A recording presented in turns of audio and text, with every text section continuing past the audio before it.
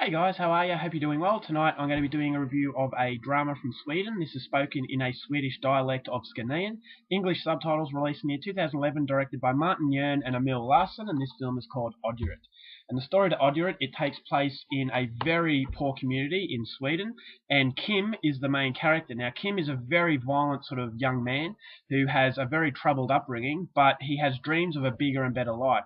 He's got his best friend who is doing amateur porn in order to try and get some money. And so they live very, very rough lives. But they all have this dream of once getting out of the community and basically living a fairy tale. But the fairy tale is not coming as quickly as they would like, so frustration is starting to build up. Then on the other hand, you've got two females who are going through equally troubled times, and they're a little bit more subdued, but they still have frustrations. So all of these characters intertwine, and all the frustrations boil over to a very memorable climax that I'm not giving away, so if you want to know how it unfolds, please go out there and see this film for yourself.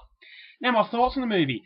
When it comes to low budget cinema, now I will say that this film is very low budget. So if you're not a fan of low budget stuff, if you prefer your mainstream Hollywood or mega budget, special effects, if you prefer that kind of stuff, I would say definitely don't check this one out because it doesn't have any glamorous quality to it. It's a very downbeat, dreary film. So I have to stress that first because I know a few of you out there don't like this sort of stuff. So for me, I'm very skeptical about it because, yeah, I like them when they're well done. But the trouble is with these sorts of films, they are very hit and miss. A lot of them are pretty good, a lot of them are pretty bad. So I didn't know what to feel. That I was kind of thinking that maybe the acting would be crap, maybe the camera work would be crap, and it just feel like a really amateur film.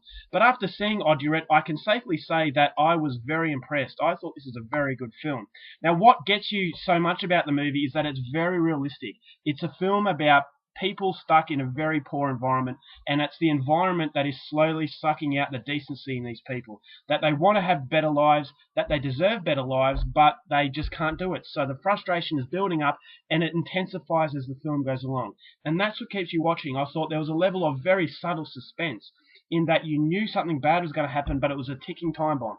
And that when these people get bad news after bad news after bad news, you can feel their frustrations and you get a lot of sympathy for it because you see that these young people deserve better, but they're just born in the wrong environment. It's a case of being born in the wrong time, wrong place, wrong time.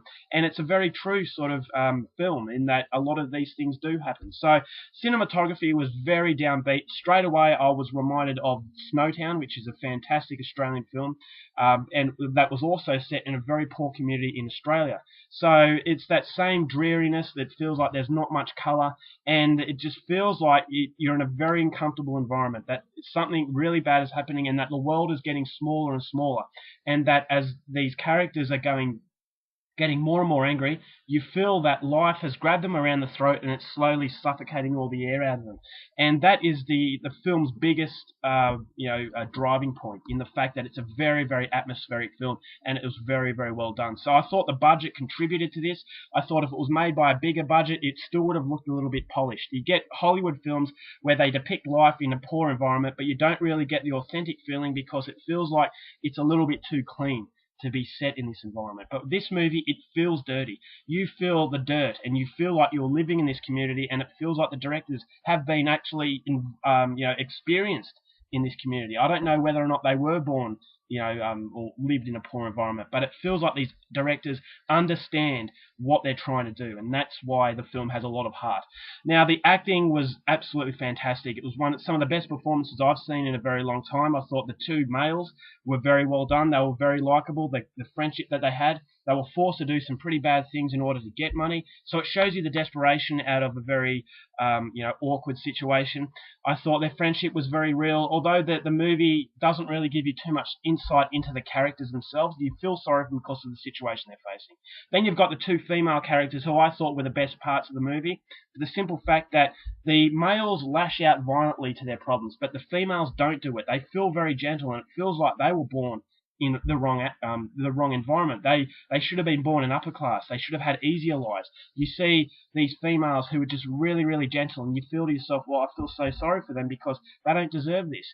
The two males have a little bit of a lesser sympathetic quality because they had checkered pasts, but these two females didn't. So I thought they were the driving points of the film. Thought one of them had a crazy cult-like family that I thought, she didn't want to do what she had to do, and she didn't want to live a life the way her religious father wanted her to. So it has a few little side stories that helps contribute to that overwhelming sense that there is just no future, that it was just completely hopeless. The soundtrack wasn't really it didn't really come about. I can't really remember any of the soundtracks. So it's one of those films that relies on visuals more than audio. The acting from all the cast, as I said, was very, very well done. For these actors be so young to come from a low-budget movie, hopefully it's the sign of bigger and better things to come. And then it adds up to a very, very thrilling finale. Well, not so much thrilling, but very, very hard-hitting. Very memorable, and I thought it was a very good way to cap off what was a very memorable experience. I also like the fact that it doesn't promise a fairy tale. A lot of Hollywood films, you start off as a really poor person, and then all of a sudden they break free of their environment, they go on and make bigger and better things, and it's all happily ever after. This movie doesn't do that. This movie shows you for what it is. Realistically, things don't always end in a fairy tale. And the movie never really promises any redemption. It doesn't promise any solution to their problems. And that the frustrations that are being built up, it feels like nothing is going to stop it. So it feels like a ticking time bomb. So for that, I applaud them once again. And as I said, it was a very memorable film. The runtime was very smooth. And that just the building of frustrations keeps you occupied. It keeps the suspense levels up. But as I said, as far as dramas are concerned, this is a very realistic portrayal. And it's one that I would highly recommend. So don't be put off by the low budget, because I still think that this is a very good film that needs to be seen. So overall, I'm going to give Odyurit 3.5 stars. It is definitely coming recommended. Alright guys, that's my review. Hope you enjoyed it. Till next time, keep watching movies, and I'll see you later. Bye.